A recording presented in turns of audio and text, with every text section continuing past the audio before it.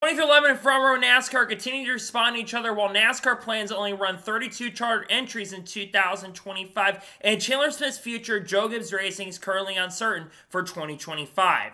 What's going on, guys? It's Daniel, and welcome back to the video. We got some NASCAR and other motorsports stories discussed today on the channel. Let's go ahead and just show them straight those really quickly. We're first going to take a look at a couple paint schemes that have been revealed over the course of the last couple days. Let's go ahead and just show them straight into them. The first paint scheme we're taking a look at is Blayke Vivid's 2024 Vivid EV scheme that we'll see tomorrow in the Xfinity Series race at Homestead. This is definitely a different looking paint scheme for sure. I like the orange. I like the other colors on it. I think did a really awesome job on this one. It looks pretty good. Looking forward to seeing on the racetrack this weekend at Homestead. And the final paint scheme we're taking a look at is JGR's 2024 Urban Youth scheme that we'll see this weekend at Homestead. Like the simplicity of the scheme, like the white, I like the colors on it. I think it looks pretty solid. Looking forward to see on the track for sure this weekend at Homestead Miami Speedway.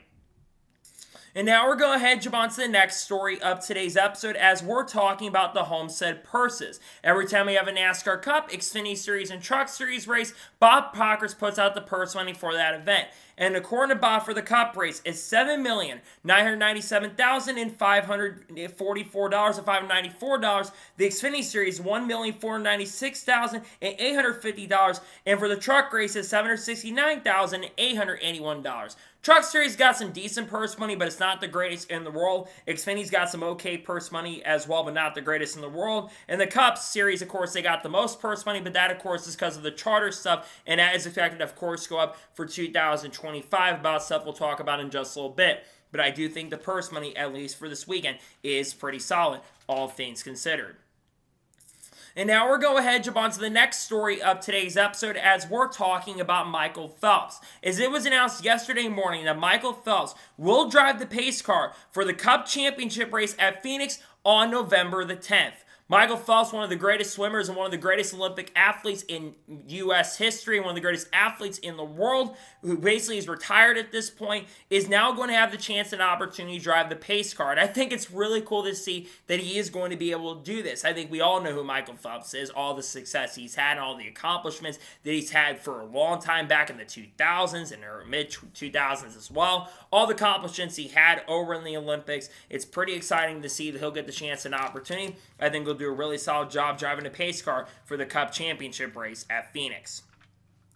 And now we're going to jump on to the next story of today's episode as we're talking about Armani Williams. As it was announced yesterday that Armani Williams will drive the 35 for Joey Gase Motorsports this weekend at Homestead Miami Speedway. Armani Williams has made select starts in the NASCAR Xfinity Series and Truck Series over the course of the last couple of years. And this also will be a partnership with NBM Motorsports as well. So NBM Motorsports will be basically making the car for this organization for the event. The 35 team is in a decent position in the owner's points, so they're kind of lower in the owner's points, but I do think Armani does have a little bit of talent, but I'm not expecting him to set the world on fire because Joey Gase Motorsports are not the fastest organization in the world. So I do think they're going to struggle a little bit on the racetrack, but I also think that Armani could have a solid shot and opportunity to maybe run, let's say, inside the top 35 perhaps, maybe, or even inside the top 30 could definitely be a possibility, but I also think this car will probably lack some of the speed. We'll see, though, what Armani Williams can do in the 35 car this weekend at Homestead. And now we're going to jump on to the next story of today's episode as we're talking about Matthew Gold. As it was announced yesterday that Matthew Gold will make his second Craftsman Truck Series start of his NASCAR career, driving the 44 truck for Nice Motorsports next weekend at Martinsville Speedway. Matthew Gold made his Truck Series debut, I believe, either at Richmond or the Milwaukee Mile. If you don't recognize that last name, he is the son of Phil Gold, who will be the crew chief for Caden Honeycutt in 2025. He has also, of course, made some select starts, of course, in the crafts in some of the lower series. I think he's made some starts in ARCA as well, and he's done an alright job in ARCA. He wasn't that great in his Truck Series debut, if I remember correctly, but I think going to a short track, which is kind of his bread and butter, I think that really is going to help him out this weekend. While I'm not expecting him to set the world on fire with the Nice equipment, I do think he's got a chance maybe for, let's say, like a top 25 perhaps. That would certainly be a really good run for him for someone that's not as experienced. I think he's going to have a good chance and opportunity to maybe be competitive. We'll see what Matthew Gold can do, and we'll see if he can for sure end up performing and running really well. I would love to see him do really well. We'll see how he for sure ends up doing next weekend at Martinsville Speedway. And now we're going ahead and jump on to the next story of today's episode as we're talking about William Swal. As it was confirmed earlier today that William Swal will make his NASCAR Xfinity Series debut this week in Homestead Miami Speedway, driving the number 19 car for Joe Gibbs Racing. Remember, it was announced earlier this week on Monday that William Swal will go full-time with Joe Gibbs Racing in the NASCAR Xfinity Series in 2025. He will be, of course, like I said, driving the number 18 car, if I'm not mistaken, and will be working with some of the people for the number 19 car, I believe, for 2025. They're giving him experience for the final 3 races of the year, so behind the wheel this weekend, I believe next weekend in Martinsville, and then, of course, in the season finale at Phoenix as well. William is a driver I feel like has some talent for sure, but I'm not really expecting him to set the world on fire. I think he's going to struggle a little bit in the race, not contend for the win, I should say, but I think it's going to be a learning process for him. I think realistically, the top 10 should be the most likely outcome for him. I don't, like I said, expecting him to do amazing this weekend, but I do think he'll do solid. He'll, of course, join teammates Taylor Gray and Brandon Jones in 2025. We'll talk about a driver that's features uncertain currently at the moment in just a short little bit, but I do think that William could have a solid run. I think he does have a chance for a top 10, but I think that's about the best he will end up performing into this weekend and the next couple weeks as well with JGR. And now we're going ahead and jump on to the next story of today's episode as we're talking about Wayne Taylor Racing. As it was announced on Wednesday that Wayne Taylor Racing has officially announced their 2025 IMSA lineup, of course, for the Rolex 24. They will have 2 entries in 2025 for the Rolex 24. There will be 4 drivers in the number 10 car. Those are Ricky Taylor, Philippe Albuquerque, Brendan Hartley, and Will Stevens. And for the number 40 car, it will have Alex Lynn, who joins, I believe, from Chip Ganassi Racing. Kamui Kobayashi will join for the Rolex 24. Louis Delatraz and Jordan Taylor. These lineups are extremely stacked. You look at the number 10 car, Ricky Taylor, winner of, I think, some championships, if I'm not mistaken, with teams like Team Penske. Philippe Albuquerque, who has won championships for Cadillac and going back to Cadillac for the first time in a few years. Brendan Hartley, a former Formula One driver who has a lot of potential. Will Stevens, who comes from some other leagues as well. He's going to be someone I think that's strong in this team. And you've got the 40 team and Alex Lynn, who's been successful, been really strong. And then Kamui Kobayashi, who's made NASCAR starts for 23-11. Carlos could have had an opportunity, by the way, in that C or Kurt Busch too. But Kamui Kobayashi definitely has done a really, really solid job and has won some Rolex 24, some other big events. Louis Delatraz could have had a chance to win the championship this past year with this team, and Jordan Taylor, who's coming back to Cadillac and with this organization. This lineup is extremely stacked for 2025, and I cannot wait to see how this lineup is going to do, especially for Rolex. I would not shock me or surprise me if Wayne Taylor Racing does win the 2025 Rolex 24 at Daytona this upcoming year. And now we're going ahead and jump on to the next story of today's episode as we're talking about Dale Jr. Now, there's obviously been a lot of questions surrounding the number 8 trademark for Dale Jr. and whether or not he could use a number 8 Budweiser car potentially in the Xfinity Series in 2025. Now, many of you asking, why would you say that? Well, it was confirmed on Monday or Tuesday morning that Dale Jr. and Budweiser are partnering back up for the first time since 2007, as Dale Jr. will drive the number 8 Junior Motorsports car at Florence Speedway for the South Carolina 400, which of course moved from basically Myrtle Beach Speedway over to Florence Speedway for the last couple of years. And the 8 Budweiser car is officially back. And Bob Pockers did confirm this, that Dale Jr. has taken over the ownership rights of the number 8 trademark from Teresa Earnhardt. While it hasn't been officially filed to confirm, Dale Jr.'s team is expected to pick up the number 8 trademark. And there has been some questions that maybe, just maybe, they could use that in the Xfinity Series in 2025. But many people are expecting that Dale Jr. will likely not bring the number 8 trademark to the NASCAR Xfinity team for 2025. But if Dale Jr. has said this, and I know he said he's not expected to come back and race in Xfinity next year, but he said if the right sponsorship opportunity came around, he could potentially do that as an opportunity to run in 2025.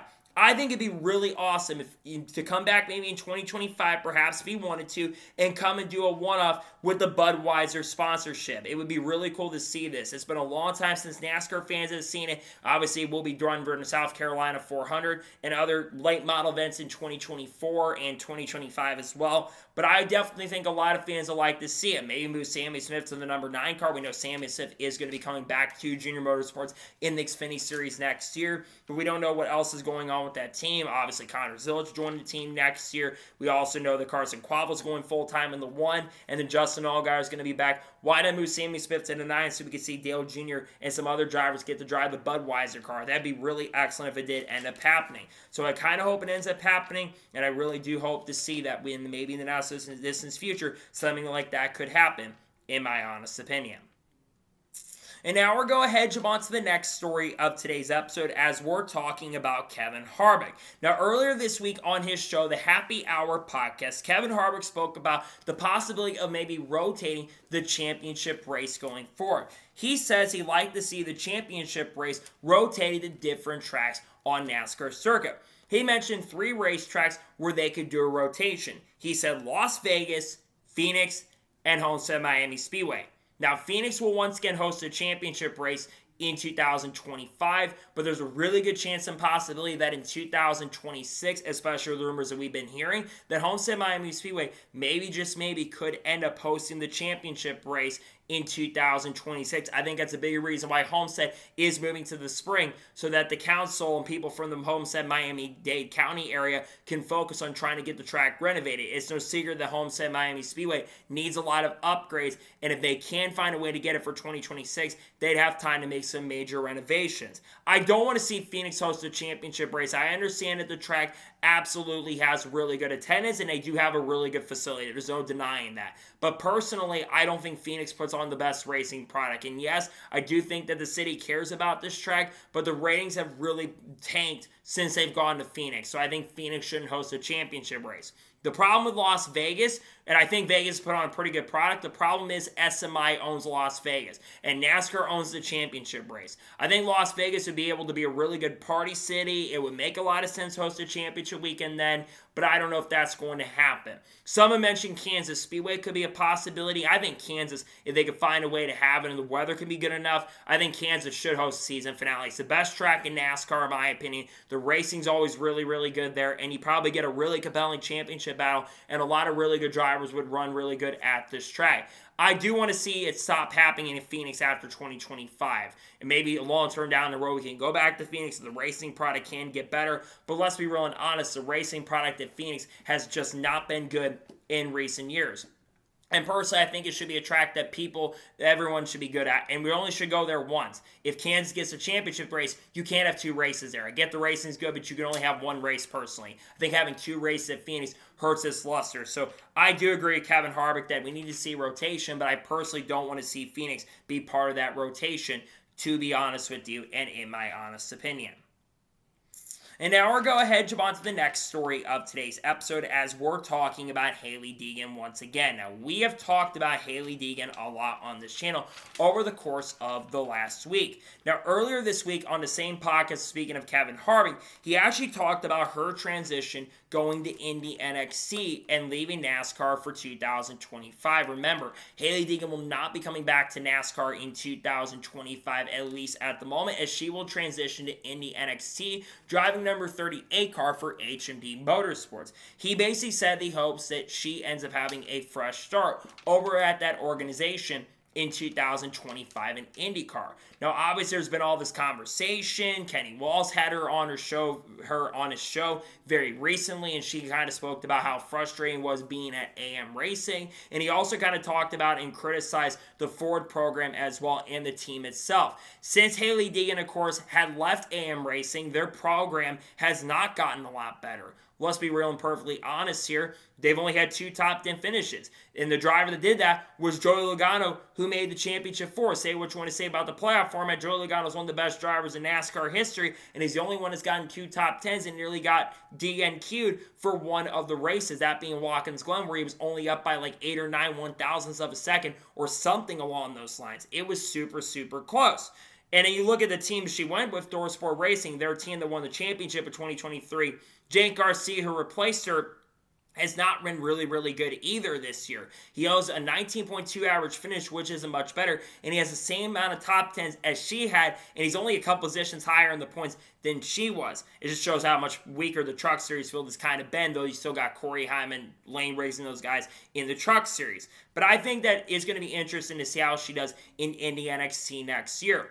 I know she was a little bit behind on the pace and speed and the testing, but I think that she will hopefully get better.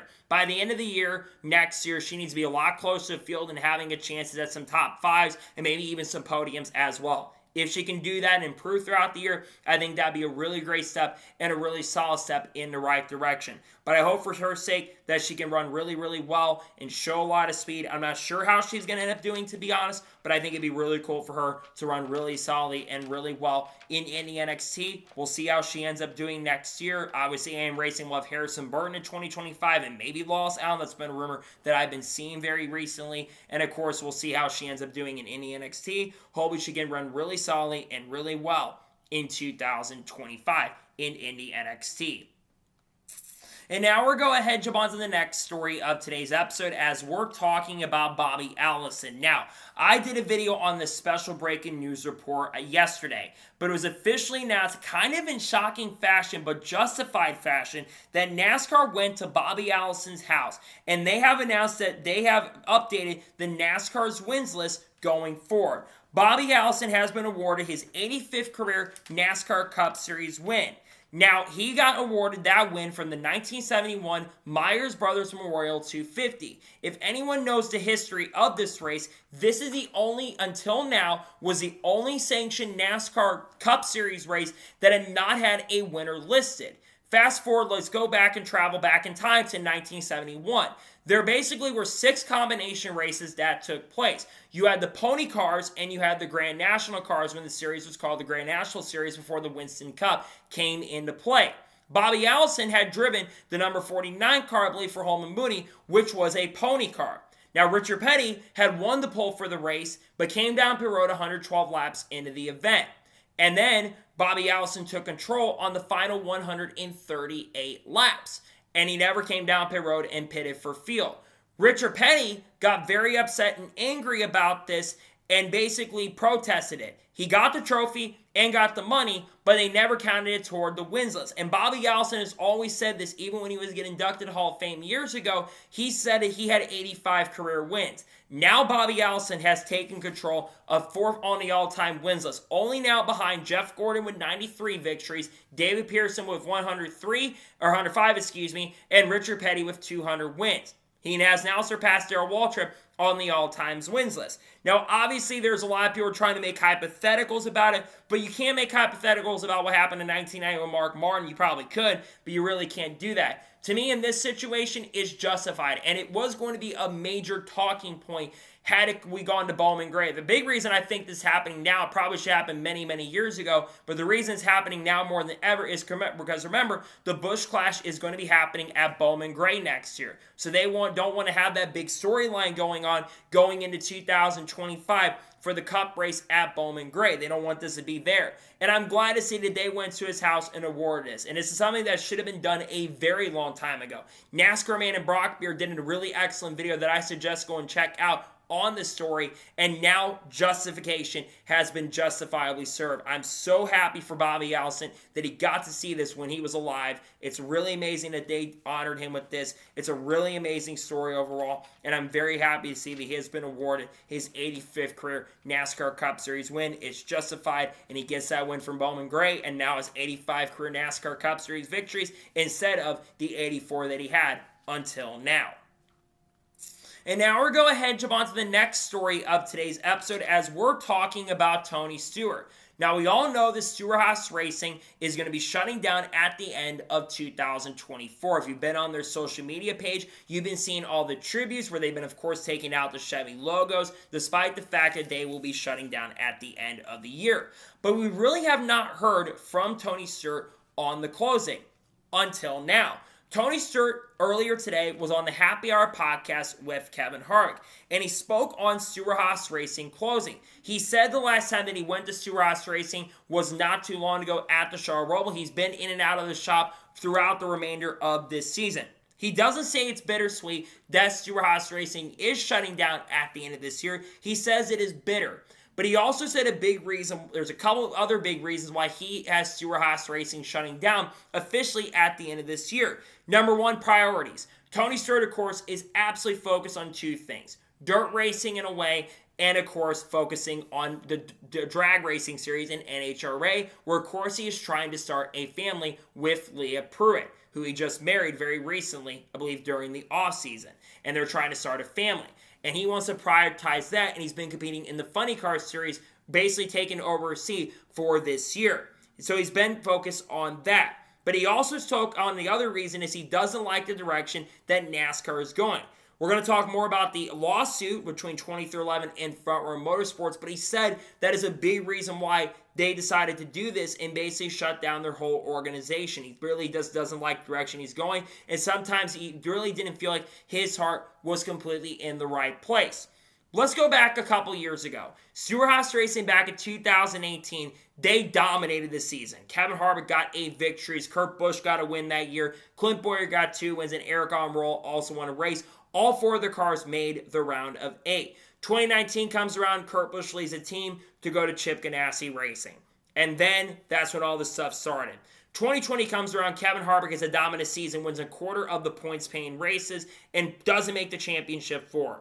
During that offseason, Tony Stewart is desperately trying to get Kyle Larson. He's always been a big fan of Kyle Larson, believes in his talent, and has always been a big supporter of Kyle Larson's. He wanted Kyle Larson being the team in 2021.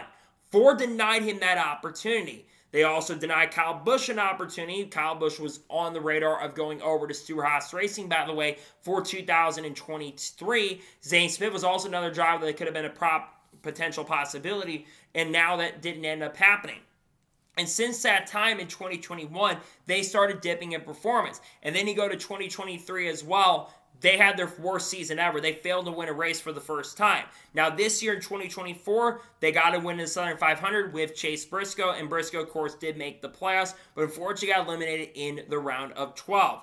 Obviously, Stewart-Haas Racing will be rebranding, technically, in a sense, the Haas factory team going into next year. Sheldon Creed will drive 00 and Xfinity. Sam Bayer will drive the 41 car, and of course, Cole Custer will drive for their team full-time in 2025. We do know the other charters are expected to go, but we'll talk about that here in just a short little bit. But obviously, I think Tony Stewart just lost interest when the Kyle Larson stuff happened, and I think he was not very happy with Ford and the direction they were going. And I think Tony Stewart was a major reason for Stewart-Haas Racing going away. He lost interest, but he's got a lot of other priorities. He sold off other stuff. Remember, he sold off his Sprint Car Series, Tony Stewart's All-Circuit of Champions Series that he basically had. He sold it off to Kyle Larson, the High Limit Series, and they kind of merged into their own thing. And that started in 2023, which led to a lot of success for the High Limit Series.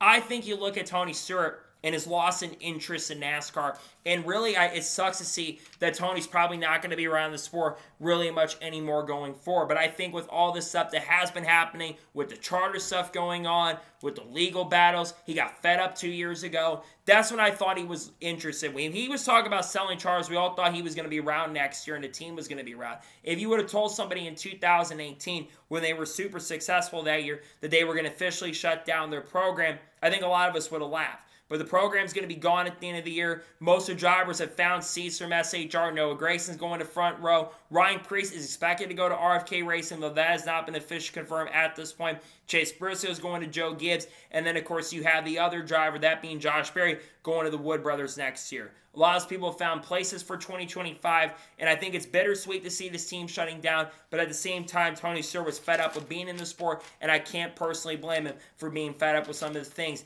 that have been going on in NASCAR, to be honest with you. And now we're going ahead, jump on to the first of two major stories of today's episode as we're talking about Chandler Smith. Now, I did a video covering this story earlier this week, but one big driver that has not been getting a lot of talk about when it comes to this silly season is Chandler Smith. Now, there's been a lot of rumors going around recently that Chandler Smith's future at Joe Gibbs Racing is currently uncertain. Chandler Smith currently drives the number 81 car for Joe Gibbs Racing, but we have already seen 3 of the full-time entries announced for their program for 2025. William Swal was announced earlier this week that he'll drive the number 18 car for Joe Gibbs Racing, pretty much taking over the number from Sheldon Creed, who, of course, will move on to the Haas factory team in 2025. And then, of course, you got an announcement about a week or so ago that Taylor Gray will drive the number 54 car for Joe Gibbs Racing. He was looking to drive the number 19, but then everything changed when Ty Gibbs came in the ownership stake. He'll drive the 54 car with Tyler Allen as the crew chief. And then, finally, not too long ago, about a month or so ago, it was announced that Brandon Jones will drive, I believe, the number 19 car for Joe Gibbs Racing in 2025. Now, obviously, there will be a 4th car from Joe Gibbs Racing in the Xfinity Series next year, but that is expected to be an all-star entry for 2025. We do not know who will be drivers of the part of that program. Eric Almirola could be a possibility. Ryan Truex could be a possibility. We do think Ty Gibbs will make some starts in that car. Maybe Bubba Wallace gets a chance and opportunity. Mark Truex Jr. will also make starts in that seat as well. But this leaves Chandler Smith's future certainly in question. Now, Chandler Smith, in my opinion, is a driver that has done a very solid job this year with Joe Gibbs Racing. While he's not won as many races this year as I think a lot of us were expecting, including myself, he has been super consistent, especially in the second half of the year. In the last 10 points paid in NASCAR Xfinity Series races, Chandler Smith, I believe, has had 10 consecutive top 10 finishes. And he's come close to winning a few races during that time. You go back to Bristol, was running up front, led laps early in that event, I believe finished in 2nd in that race or 3rd in that race. Then you go back to Kansas. He was in the lead pack, led a ton of laps of that race, faded back to about 3rd place, and got in a little bit of frustration with Cole Custer after the race concluded. And then you think about some of the other races where he could have won. Chandler Smith has been very, very strong and very solid in the second half of the year. So how come Chandler Smith's future at JGR is uncertain? It all comes down to funding. The 3 drivers I mentioned going full-time, Taylor Gray, William Swalch, and of course Brandon Jones, they all bring sponsorship and funding, and that's why they're getting seats for 2025. If he is truly leaving Joe Gibbs Racing at the end of this year, it is going to be a great shame. He is one of the top Toyota prospects out there currently at the moment, and he can always get the best out of equipment. He was always good in the truck series, and I go back to last year with Colin. He was the best. He was better than AJ he's been this year, even though AJ has been 4th from the regular season standings. AJ hasn't been as strong this year as Chandler Smith was at times last year. Go back to that Las Vegas race where Chandler Smith probably should have won, but lost it at the end. But I think Chandler Smith is a really good driver. Now, let's say Chandler Smith loses his ride at the end of the year. Where does he end up going? To be honest, I really don't know. I don't know where he heads. Maybe Sam Hunt Racing, perhaps? Sam Hunt Racing has not announced a driver for the 26 car for next year, and they've done the rotation seat all year when last year they had Kaz Gralla, and the 24 car was a part-time entry. We don't know who's part of that team at this moment for 2025. That could certainly be a possibility for next year. Maybe they do have 5 cars for Joe Gibbs Racing. That could be an option, but I don't think they're going to have a 5th car at all next year.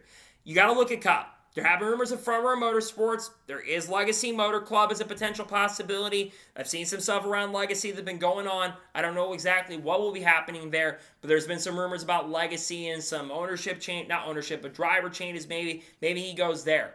2311 could have been an option. Here's the theory, though. He was waiting for Martin Truex Jr. to retire, and everyone thought he was going to take over for Martin Truex Jr.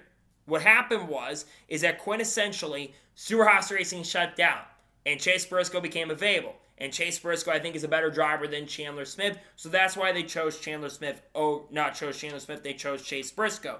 And also what I heard is that some people have been saying that he's lost funding, which I think would definitely be true. He's one of the best Toyota prospects, though. It'd be a shame and very disappointing if somehow Chandler Smith does not have a ride for 2025, but that unfortunately is kind of how the business works, sadly. It basically, you got to have money in the Xfinity Series. I really hope that changes going forward and money doesn't become the major thing that really affects the sport. But I think money and funding is going to be the big thing that affects the sport going forward. And that's why I think Chandler Smith, sadly, has not found a ride for next year, which is a great shame, as I do think that he should be full-time in Xfinity or even a Cup ride at this point with how well he's been driving. But it sounds like right now it's a really great chance and a very strong possibility that at the end of the 2024 campaign, that Chandler Smith maybe more than likely will not be back in his team. We'll see what ends up happening, how things go, but it sounds like his future at Joe Gibbs Racing is currently uncertain, and there needs to be decisions made soon because we only got 2 weeks after this week till the season ends, and we still don't know what he's doing. It sounds like there's a good chance he won't be back at JGR in 2025.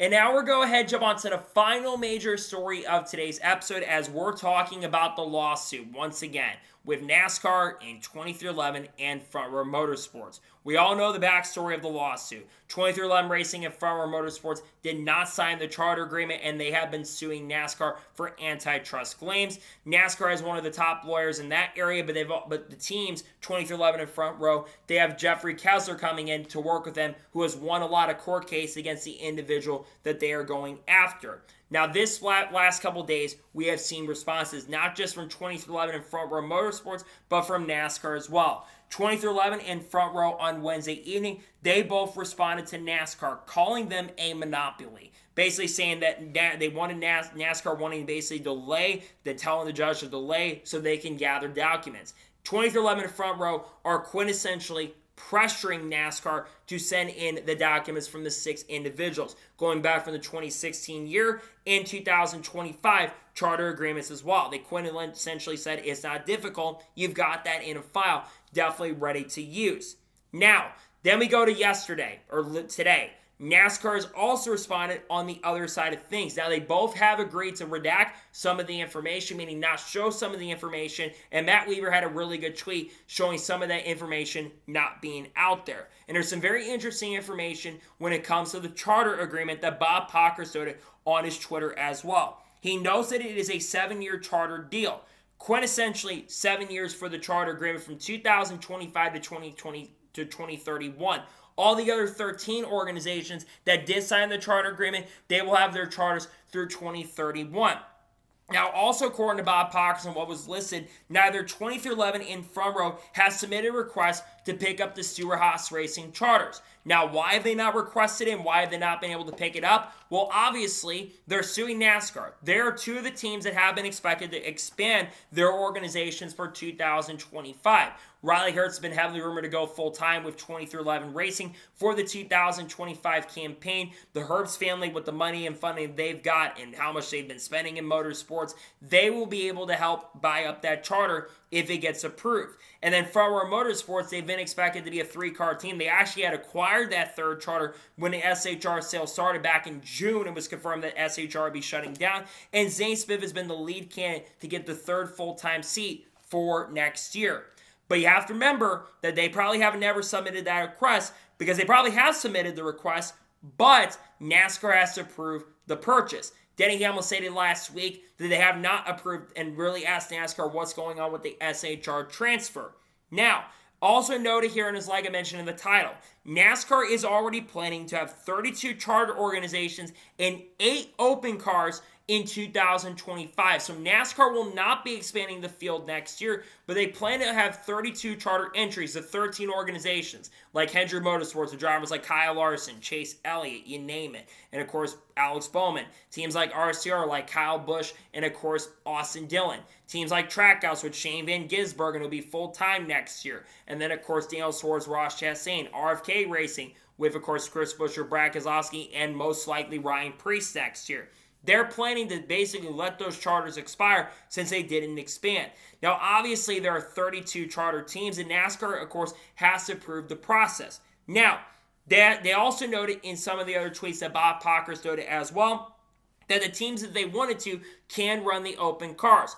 I do think that 2311 in Front Row saying that if they don't get the injunction granted, which we'll get to that in just a second, that I think is going to hurt 2311 Racing and Front Row Motorsports a little bit when it comes to the injunction case. Remember, on November 4th, which is about a week from now, NASCAR and the teams that are part of this will be going to court to decide how things are going to play out. And I do unfortunately think there's no disrespect to 2311 in Front Row. I get what they were trying to do, but I do think that this is going to hurt their case. And I think there's at least a slight chance, well, I do think there's a really good chance that the injunction is going to end up getting granted for the teams to compete as chartered teams. When that does happen, if it does end up happening, I do think you'll see them officially announce Riley Herbst and Zane Smith in those respective rides, and some of the other dominoes that have not been announced yet at this point will end up eventually getting announced. If not, drivers like Zane Smith and Riley Herbst could definitely have their futures a little bit in jeopardy going into next year. I feel like the front row and 20-11 probably should not have stated that publicly multiple times. That definitely has hurt them a little bit in their case. I get what they were trying to do, but I think it definitely has hurt their case a little bit. Now, when I look at the situation, right, NASCAR, they've got their side of the documents, and they've provided some very interesting stuff and some rebuttals as well. But the teams, they've also provided their rebuttals as well. For me, I'm still siding toward 20-11 in front row. I do think the business model is not sustainable that NASCAR has currently at the moment right now. And I do think there's some changes that NASCAR absolutely needs to make for the sport to be in a better place going into next year or down the road. The business model absolutely needs to be changing. And what 20-11 do for Michael Jordan's teams, what they basically want is they want to change the business model to make it like the NBA or turn it into franchises, because that's kind of how like the charter system is. So the charters are kind of like franchises, and they want to kind of make a way for it to become sort of like a franchise system where you maybe have like a commissioner perhaps. The problem that you're going to get is because NASCAR runs completely differently than that. And I do think that things can definitely change. Now, obviously, we know the people they want the documents from, and that is going to be very interesting to see how it plays out. I think it's going to be kind of really interesting to see how things go through these next couple months, go through the next year or so, because this lawsuit is not going to be ending anytime soon. You're going to be hearing more and more stuff probably every single week until the court case happens. And once the injunction, if it does in fact end up getting granted and NASCAR wants it denied, then you're going to have all the stuff kind of come out and there'll be open teams while the lawsuit's going on. And of course, the court date is going to be during championship week, which is about a week and a half from now. That court date is November 4th. The teams, of course, wanted to have it before championship week, but now it's going to be happening after championship week or during championship week. So it's going to be very interesting to see how things play out, but it's kind of interesting. More information that continues to come out, and I do think that it'll be kind of wild to see how things continue throughout these charter situations in charter agreement over the course of the next few weeks, especially as more information does continue to come out and spared. So anyways, like I said, that is going to be for every single NASCAR news and motorsports news episode. I want to thank you guys for watching. Please subscribe to the channel, notifications on, so if I win a video, it does go live on my channel. Follow me on Facebook and Instagram, and support me on Patreon as well. Let's go below that and comment your thoughts below on today's episode. Do you think the 20-11 front row will still have their charters next year in 2025 or not? Let me know your thoughts in the comments below. And what are your thoughts about potentially Chandler Smith not being in a Joe Gibbs racing seat next year? Let me know your thoughts in the comments below. In a couple hours from now, you're going to be seeing the top 10 free agents remaining on the market for 2025. You also will see reactions most likely to NASCAR Xfinity Series qualifying. And then on Saturday, we'll have Cup reactions to qualifying, a truck review, the Xfinity review, and a Shane Van Gisbergen video most likely dropping. Sunday, we're basically the starting lineup video for the Cup race at Homestead. And then, of course, we'll have the review for the Cup race as well. Monday, we should have a NASCAR news video dropping. We've got a lot of other great content dropping these next couple days that I can't wait for you guys to check out throughout the rest of the weekend. So anyways, like I said, I want to thank you guys for watching today's episode, and I'll see you guys next time for more great, awesome NASCAR content and other motorsports content on the channel like this. Take care, everybody.